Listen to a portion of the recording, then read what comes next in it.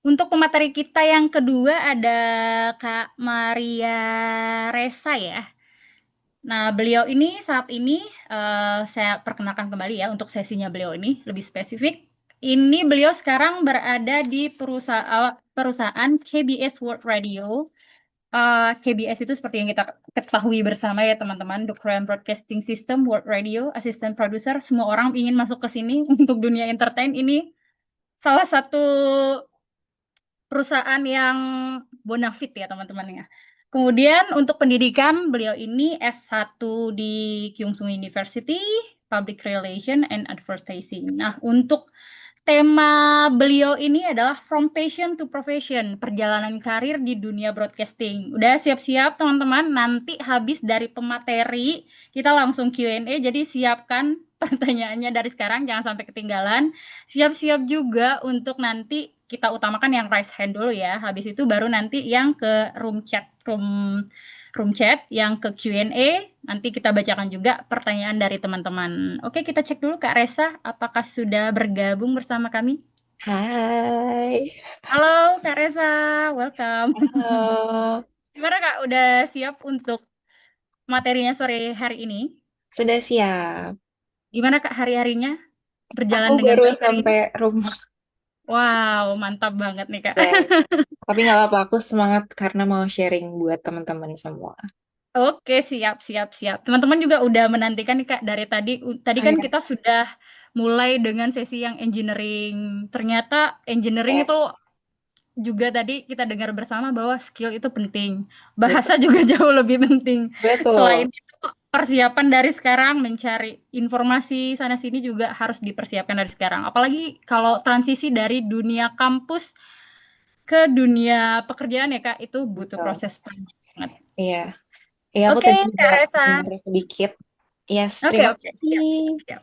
Oke, Tadi aku habis Kak. dengar sedikit dari Kak Indra, daging banget. Kayaknya kalian udah ngerti, udah dijelasin semuanya tentang visa-visa. Tapi sekarang kita akan move on dulu ke tema selanjutnya. Kita akan fokus ke dunia broadcasting kali ini. Oke, pokoknya aku senang banget aku bisa ketemu kalian dan bisa sharing. Pokoknya sesuai dengan judul PPT aku hari ini ya, Behind the Mic. I will be sharing realita di dunia broadcasting itu kurang lebih seperti apa sih, dan juga tips praktis mungkin untuk kalian yang pengen kerja di dunia broadcasting. Ataupun nggak perlu di dunia broadcasting, ataupun pengen kerja di Korea, mungkin ini bisa membantu buat kalian. Oke, next slide. Kita perkenalan dulu kali ya. Boleh di next? Oke, kita perkenalan dulu ya. Jadi nama aku Maria Resa. Aku biasanya dipanggil Resa. Sekarang aku kerja di KBS World Radio, siaran bahasa Indonesia, gitu, sebagai asisten produser. Nah, ngapain aja sih sebenarnya asisten produser itu? Jadi teman-teman di sini mungkin yang udah dengar tentang dunia broadcasting, yang pertama asisten produser itu harus rekaman ya, atau kalau di bahasa broadcasting itu kita biasanya sebutnya taping gitu. Tapi karena aku kerjanya di radio, ya of course aku cuma rekamannya audio aja, cuman suara aja gitu. Jadi apa yang direkam itu bisa jadi news, bisa jadi program yang lebih santai juga, kayak misalnya live. Kalau misalnya kalian tahu di KBS World Radio Indonesia tuh kita ada program namanya Korea Hari Ini. Itu kita biasanya live dari Senin sampai Rabu ya. Jadi promosi, kalian harus nonton live-nya karena kita asik banget. Nah, jadi karena kita live itu, aku juga bertanggung jawab atas si content planning gitu. Jadi materi-materi yang diperlukan untuk live seperti skripnya, mungkin apakah udah sesuai atau belum, apakah relevan atau tidak, apakah benar atau enggak, pokoknya fact check itu kita harus pastiin juga. Terus materi VT atau videonya gitu. Biasanya kalau di broadcasting itu lebih sensitif kalau misalnya di muka orang atau plat mobil itu tuh biasanya harus di-cut atau di-blur gitu. Itu mereka sangat-sangat sensitif tentang itu. Jadi terus yang terakhir ada juga of course audio editing. Ini hampir kayak 50% pekerjaan aku tuh ngedit audio. Jadi kayak setengah hari aku tuh biasanya habisin waktu aku di ruang edit gitu sendirian ngedit dengan headphone gitu. Terus tapi karena aku masih asisten produser, sebenarnya aku edit rough cut-nya aja, karena untuk final cut-nya nanti dirapihin lagi sama produsernya sama atau sama PD NIM-nya gitu. Pokoknya kita tuh harus membantu si PD NIM sebanyak mungkin supaya proses produksi itu jauh lebih lancar dan efisien. Itu main job desk-nya seorang asisten produser. Next. Nah, gimana sih awalnya cerita aku bisa ke Korea dan akhirnya bisa kecemplung di dunia broadcasting? Jadi aku pertama kali ke Korea itu di tahun 2019 sebagai mahasiswa di Kyungsung University di Busan. Aku waktu itu ambil jurusan Public Relation and Advertising gitu. Jadi bukan jurusan broadcasting ya, teman-teman. Jadi agak sedikit melenceng gitu. Jadi tapi aku sebenarnya sengaja pilih jurusan ini karena aku pengen lebih jurusan yang lebih broad aja gitu sih.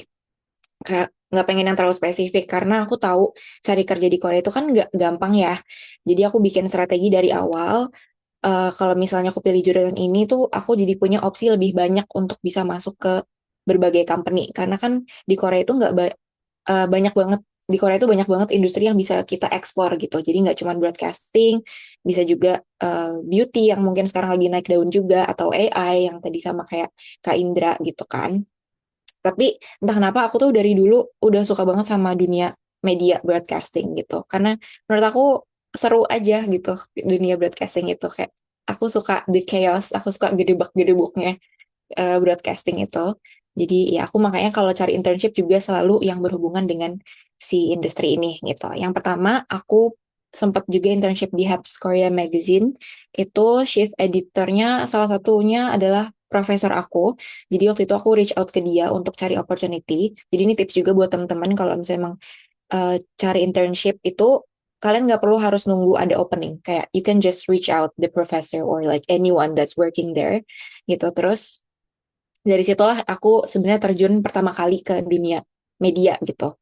Di Habs Magazine ini juga salah satu pengalaman yang paling menarik itu aku jadi representatif jurnalisnya mereka. Jadi aku terjun langsung waktu itu untuk di Busan International Film Festival gitu. Terus aku bisa melihat sengitnya persaingan dunia broadcasting pertama kali itu di pengalaman ini gitu. Aku ingat waktu itu pertama kali ke acara opening ceremony-nya. Jadi kita kayak disiapin satu spot balkon gitu untuk liputan. Terus kayak channel TV tuh udah banyak banget standby di situ dan untuk ngetek tempat untuk liputan. Terus ada satu TV kayak mereka berdiri gitu di situ. Terus tiba-tiba ada TV lain kayak reporter sebelahnya kayak kakak kakak nggak lihat saya udah ngetek di situ gitu. Terus kayak jadi dia diusir dan dia harus turunin semua peralatan lightingnya dan mic-nya. Jadi dia harus liputan di tempat lain. Jadi kayak wow, aku kaget sebenarnya waktu itu. Ternyata broadcasting segitunya gitu loh saingan mereka untuk mendapatkan gambar yang bagus dan informasi yang bagus gitu.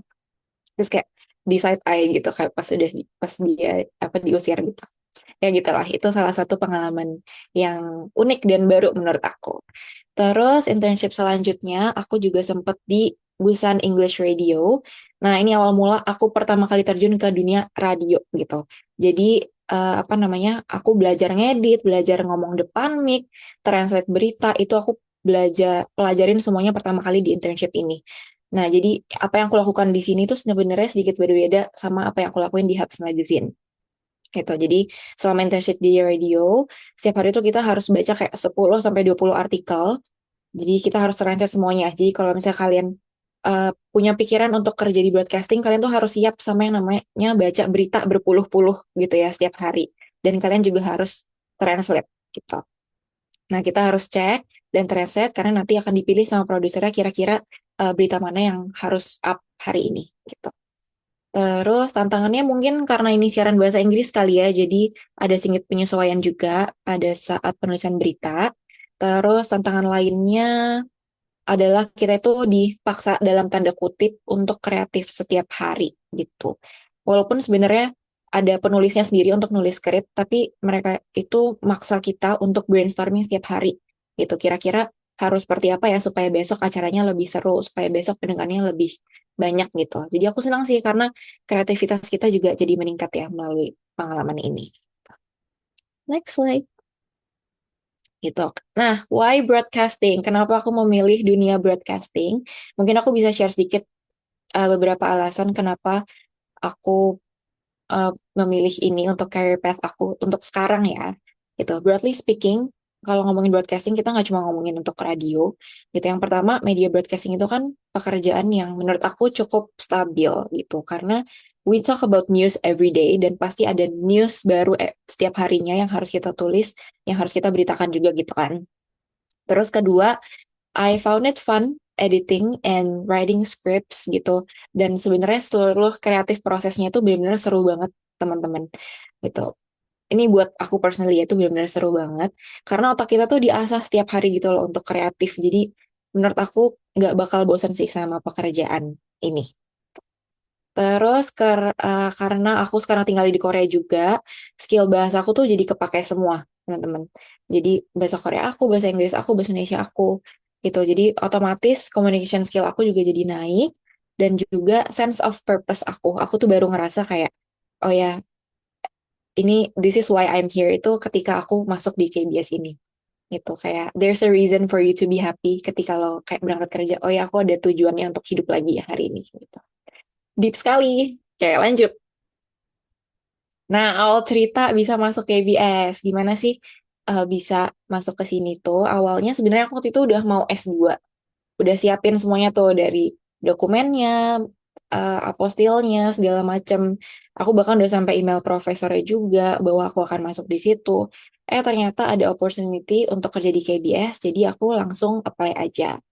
Tapi ini tuh bukan pertama kalinya aku apply di KBS. Jadi memang aku dari dulu tuh udah manifesting dan bermimpi ya untuk kerja di sini. Jadi waktu 2023 tuh aku sebenarnya udah sempat coba apply juga sebagai broadcast specialist. Waktu itu dibuka ya, apa si lowongan kerjanya lewat Instagram. Terus aku juga udah sempat lulus tuh sampai tahap interview. Terus tapi setelah kayak 1 minggu kemudian mereka ngabarin setelah beberapa tahap juga, pokoknya udah sampai tahap terakhir, itu mereka kabarin bahwa aku nggak masuk. Karena ternyata lawan aku adalah kakak-kakak anchor Metro TV yang pengalamannya udah 6 tahun. Kayak, hey, aku siapa yang cuma intern gitu kan. Kayak pengalaman aku nggak ada gitu dibanding dia.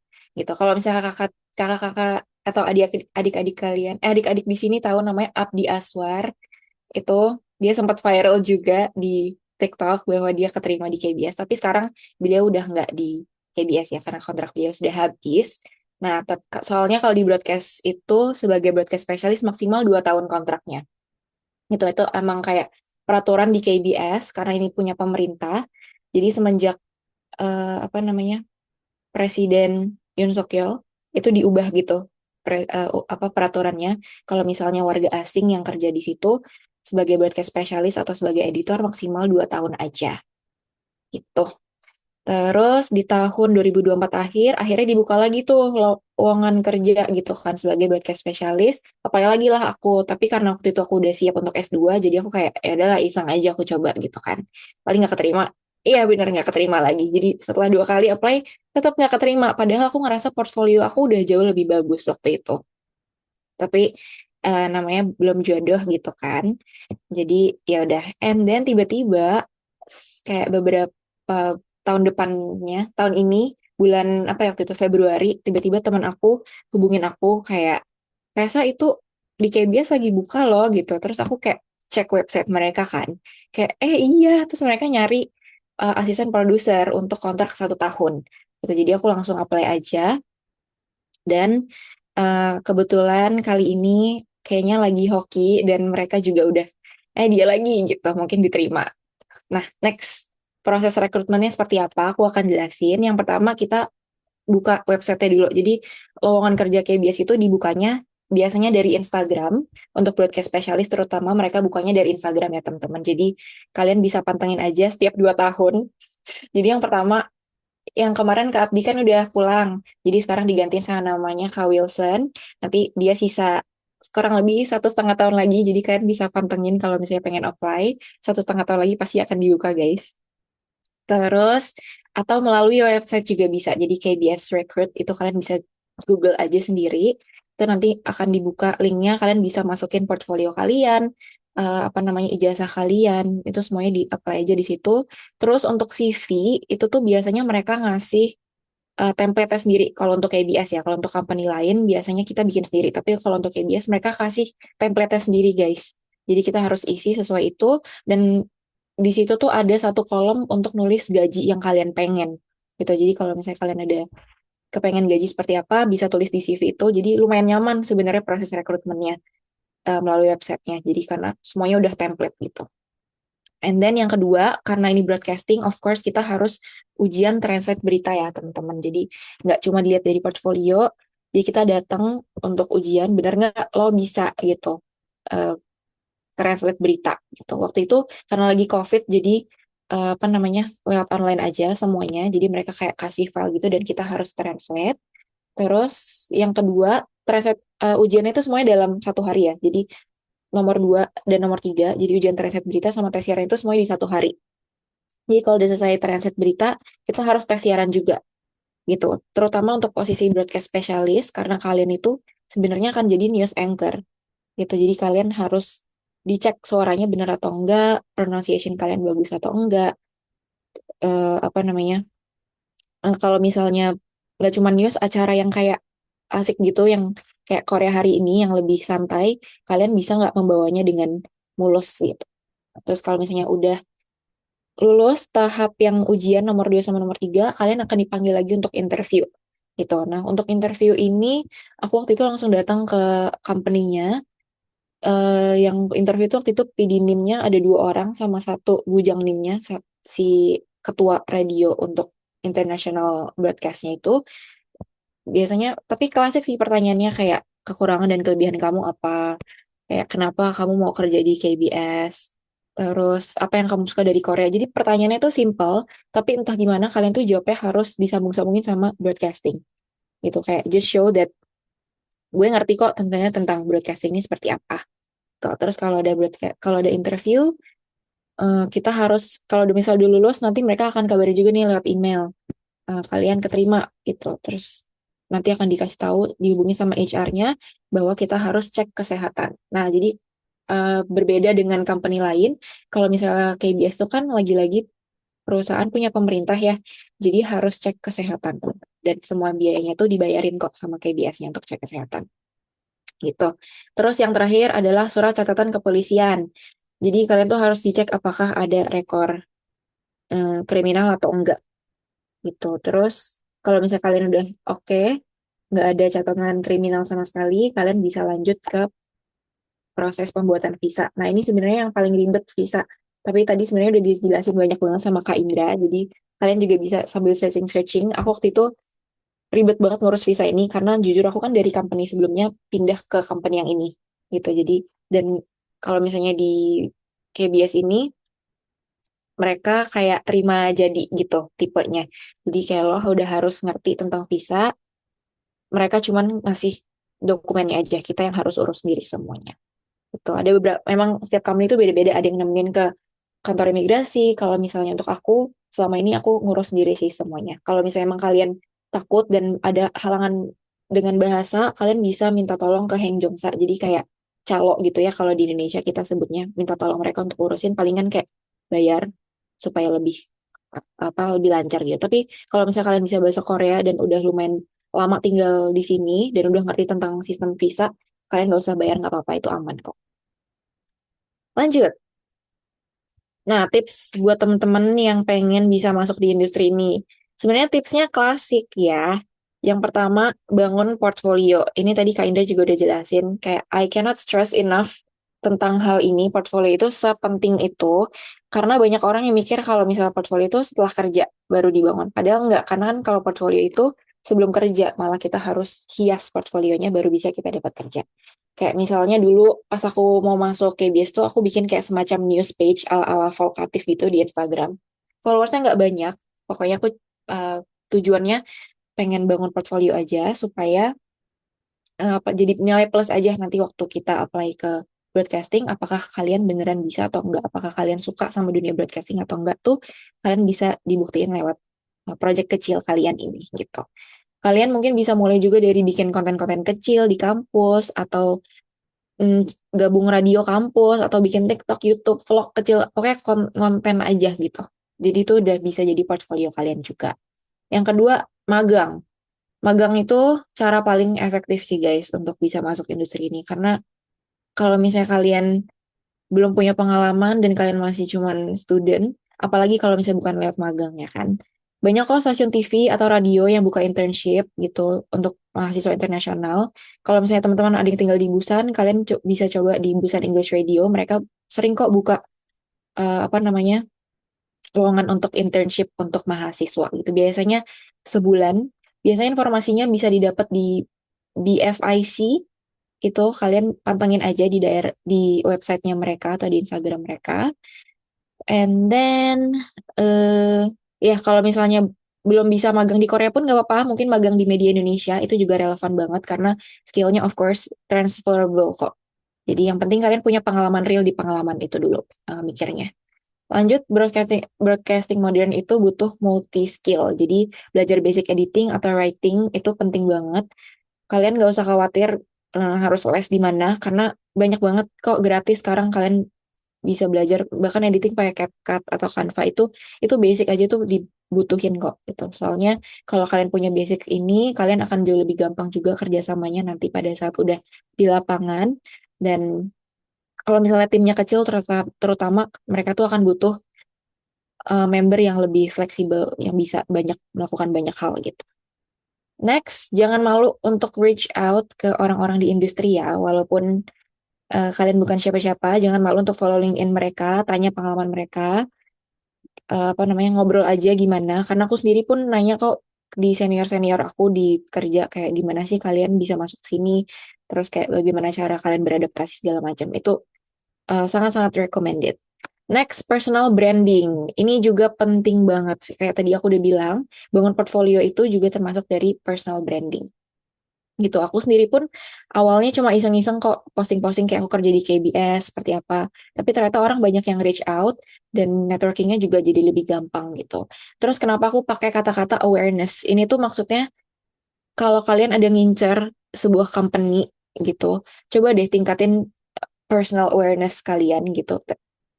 Personal awareness mereka terhadap diri kamu gitu. Jadi maksudnya apa? Kayak you have to show them kalau misalnya gue tuh mau loh kerja di sini gitu. Kayak lo lihat gue deh, gue tuh bisa ini gitu loh.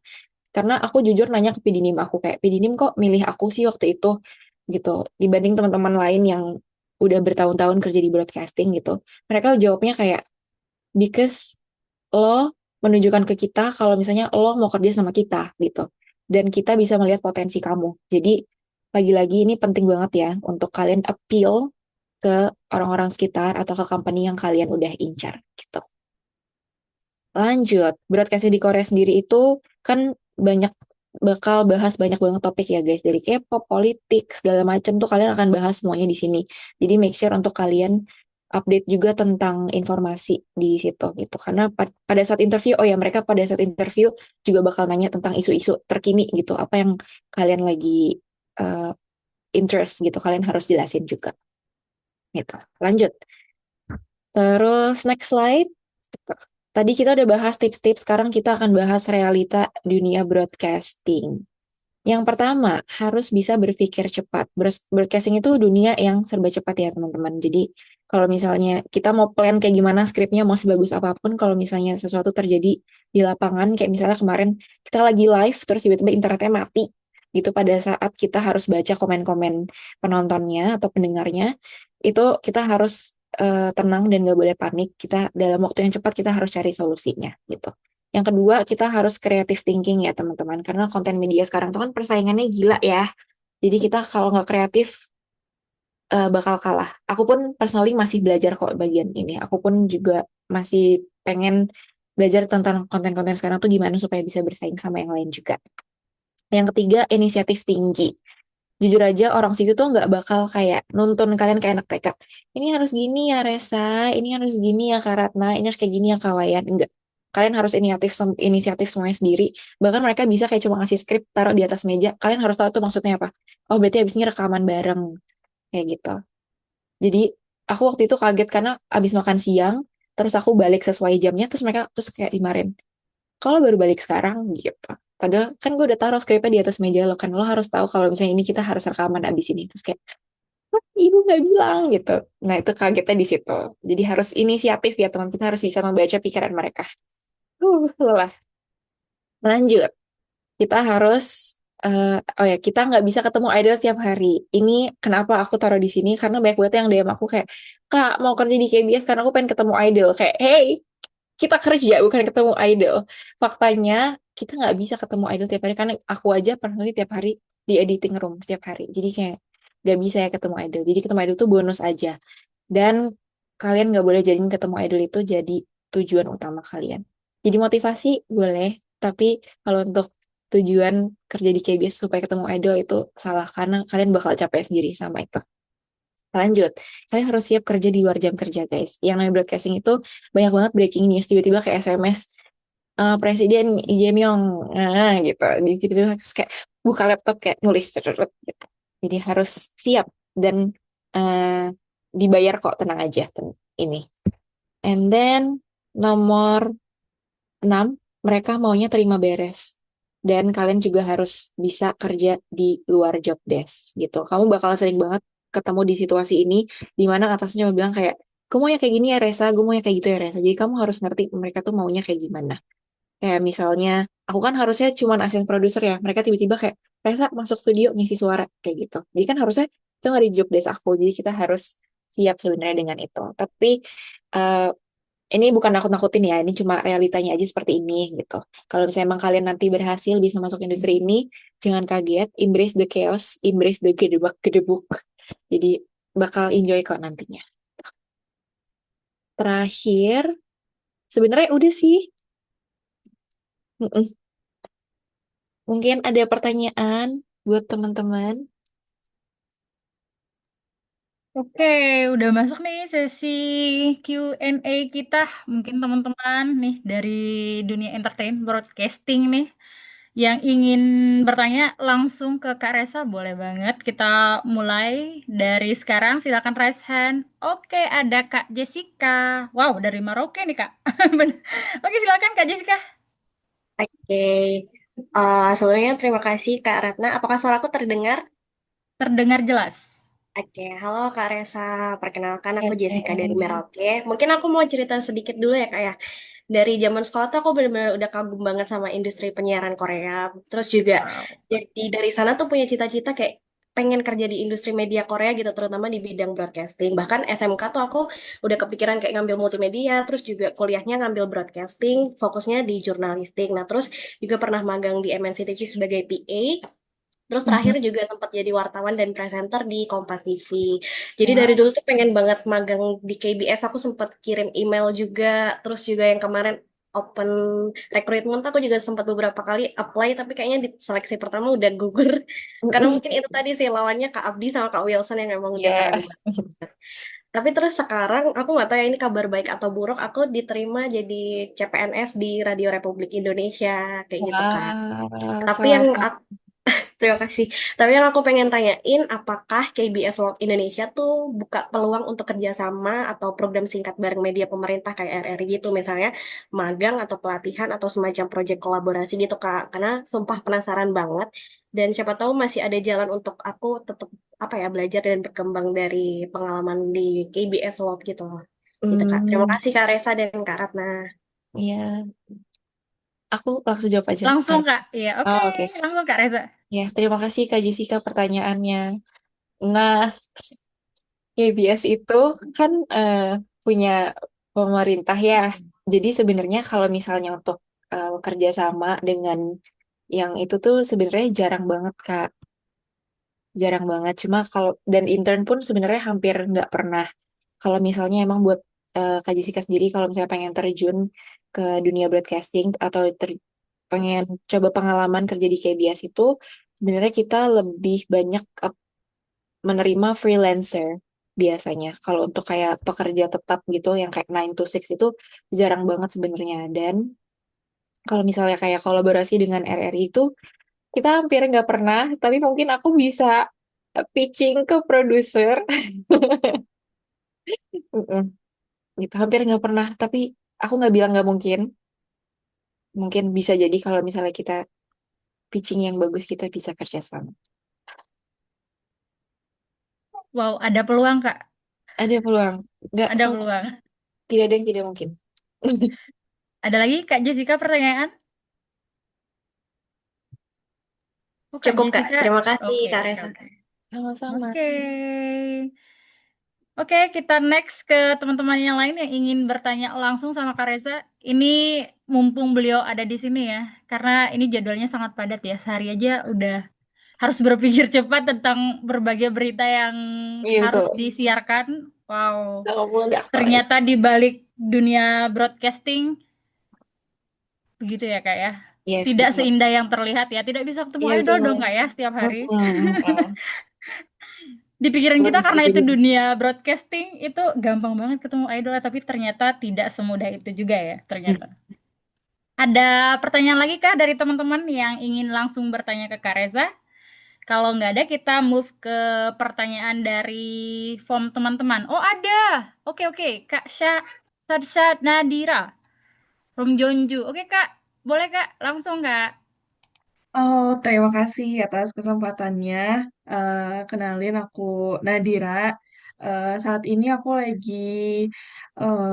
lagi program bahasa di sih dan semester depan bakal lanjut master. Jadi sebenarnya aku ada dua pertanyaan, kalau boleh. Eh, dan kayaknya agak personal sih, tapi cuman sekiranya Kak Resa berkenan buat menjawab. Yang pertama tadi kan sebenarnya sempat mention ya Kak Reza kalau sebenarnya S1-nya, maksudnya pendidikannya Kak Reza itu sebenarnya nggak jauh juga sih, tapi kayak eh, nggak terlalu berhubungan sama broadcasting gitu. Dan sebenarnya aku pun kepikiran pengen apa ya istilahnya ngambil karir yang beda juga dari jurusan aku gitu. Walaupun S1 udah lulus dan sekarang juga mau lanjut S2 yang jurusannya juga sebenarnya nggak beda jauh dari S1 tapi tetap kepikiran aja gitu mau ambil karir yang beda jurusan dan emang aku juga tertarik gitu di dunia broadcasting. Gimana sih kalau dari Karesa sendiri waktu itu kayak ngeyakinin diri kayak bisa nggak ya kalau buat switch career gitu dari terutama kayak beda banget dari jurusannya gitu terus kayak gimana sih cara ngumpulin niatnya dan usaha-usahanya gitu buat switch career ini dari jurusan yang beda ke karir yang sekarang.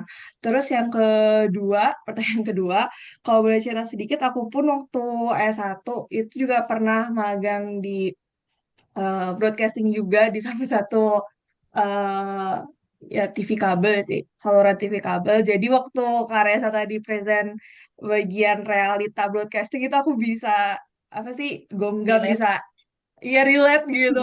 Kayak iya aku juga dulu kayak gini, aku juga waktu itu kayak gini gitu. Nah, eh buat pertanyaan yang kedua ini aku pengen nanya kayak pernah nggak sih Kak Reza waktu selama kerja gitu kayak eh, ngelakuin kesalahan kan pasti semua orang ada kesalahan gitu apalagi kayak baru awal-awal mulai kan ada aja gitu ya misalkan salah salah ngetik transkrip salah ngetik skrip atau misalkan ngelakuin kesalahan apa gitu nah gimana sih waktu kalau misalnya ada, gimana sih waktu Karesa kayak eh apa ya eh rasanya gitu waktu dimarahin mungkin sama atasan, terus juga kayak eh cara Karesa buat kayak eh apa ya bangkit dari kesalahan itu. Kayak gitu. Hmm. Oh. Makasih sebelumnya. Mm-mm. Terima kasih atas pertanyaannya. Untuk Kak Syatsa yang pertama aku jawab dulu ya tadi tentang career shift gitu. Karena berbeda dari jurusannya. Sebenarnya jurusan aku tuh bukan berbeda sih, dia lebih broad aja. Dia nggak spesifik gitu. Makanya mungkin dengan aku masuk broadcasting itu masuk-masuk aja, diterima-terima aja gitu. Cuman kalau misalnya kakak jurusannya apa? Kebetulan waktu S1 sih aku ngambilnya bahasa Korea dan Oh, eh buat S2 nanti itu aku lebih ke literatur, jadi sastra gitu. ah, Hmm. hmm, nggak apa-apa. Berarti aman. Kalau misalnya itu sebenarnya bukan career shift, itu kakak broad aja. Kakak tetap bisa masuk ke apa namanya broadcasting karena salah satu freelance kita, salah satu DJ kita di KBS itu dia jurusan literature literature Korea juga S3 gitu. Jadi Pokoknya asalkan kakak bisa menunjukkan portfolio kakak yang bagus, terus kakak bisa apa namanya menunjukkan kalau aku bisa lo kerja di sini, kayak skill aku tuh oke lo di sini gitu. Kayak pede aja, kayak tunjukin ke mereka gitu. Kalau misalnya kakak bisa kerja di sini, pasti bisa kok. Jadi tidak ada yang tidak mungkin. Apalagi jurusan bahasa Korea. Dan ada juga DJ kita yang jurusan itu, jadi bisa. Terus palingan kalau misalnya tadi aku mau bahas juga kalau misalnya jurusan kakak misalnya kayak engineer gitu. Takutnya nanti kalau misalnya dari secara skill kakak bisa, tapi dari ketahannya mungkin di curip samusilnya, di imigrasinya karena nggak nyambung gitu jurusannya. Gitu. Oke, Yang pertanyaan kedua belum dari belum kejawab. Maaf. Oh, masih ya? Masih ada ya? Oke, oke, siap, siap, siap. Kalau Siap ngelakuin menanti. kesalahan gimana? Kalau ngelakuin kesalahan, nangis aja. Enggak sih. Jadi ya kita harus tenang gitu, kayak mengakui kalau orang Korea itu, apalagi kalau misalnya kita dimarahin, mereka maunya kita untuk mengakui kesalahan kita gitu. Pokoknya mereka yang paling benar. Jadi kayak, iya, akui kesalahan kamu, minta maaf, and then perbaiki kesalahan. Sesimpel itu sih sebenarnya. Minta maaf aja terus kayak tenang, nggak boleh ngelawan gitu. Kalau misalnya emang kecuali emang kalian nggak salah gitu ya. Pokoknya mungkin dengan ada yang benar dipojangnya dengan baik kata-katanya kayak ibu tadi maksud saya nggak seperti ini ya gitu. Gitu. Pokoknya harus tenang, nggak boleh ngelawan, nggak boleh kelihatan kayak apa lo gitu, nggak boleh kelihatan kayak gitu. Oke, udah ya, Kak ya? Udah semua ya? Oke. Oke, itu jawaban dari Kak Resa tadi. Ada satu nih, Kak, pertanyaan dari Google Form. Hmm. Kak, saya ingin bertanya, bagaimana sebenarnya cara terbaik untuk melakukan negosiasi terkait visa kerja dengan perusahaan di Korea? Apa Kak Resa punya pengalaman atau tips soal ini? Soalnya saya sudah apply ke beberapa perusahaan di Korea, termasuk Netflix Korea, tapi sejauh ini ditolak karena mereka tidak bisa mensponsori visa bagi kandidat yang masih berada di Indonesia. Gimana nih Kak, menurut pengalaman Kak Resa sendiri? Aduh, emang visa tuh challenge banget ya untuk orang asing yang tinggal di Korea. Itu kayak musuh terbesar kita karena itu nyawa kita ya untuk tinggal di sini. Benar. Aku dari awal sebenarnya alasan aku susah cari kerja di mana-mana tuh ya karena halangannya visa gitu. Jadi nggak banyak kayak tadi Kak Indo juga sempat jelasin kalau misalnya kalian kerja di sini dan visa kalian masih student atau D10 itu sebenarnya agak susah karena kan kalau misalnya kamu itu setahu aku mereka kayak bayar lebih ya kalau untuk memperkerjakan orang asing gitu. Jadi mungkin kalian kalau misalnya emang udah sampai tahap interview dan kalian udah ditanya, itu biasanya mereka udah tahu gitu loh. Mereka bakal hire orang asing dan mereka udah tahu bahwa mereka akan harus bayar lebih gini untuk bayarin E7-nya kamu gitu. Jadi kalau misalnya emang kalian pengen apply di company-company kayak gitu, mungkin eh apa ya harus legowo aja sih kalau misalnya cari kerja di Korea itu menurut aku karena pilihannya nggak banyak kalau di Korea jadi kalian harus yang penting untuk stepping stone aja yang penting dapat dulu visa kerjanya and then kalau misalnya kalian mau apply ke company yang lebih bagus kayak the big company kayak Netflix atau yang lebih terkenal gitu baru bisa setelah kalian udah E7 jadi nggak ya, untuk apa namanya first career first company kalau kalian kerja di Korea itu nggak usah terlalu pilih-pilih banget kayak harus lebih legowo aja sih kalau tips dari aku gitu. Oke, yang penting visa dulu ya Kak ya. Yang Karena penting itu tuh nggak apa-apa gak usah yang paling pilih penting. company yang penting dapat dulu visanya terus baru Oke. nanti bangun portfolio lagi and then cari tempat kerja lain. Oke, siap. Semoga terjawab ya.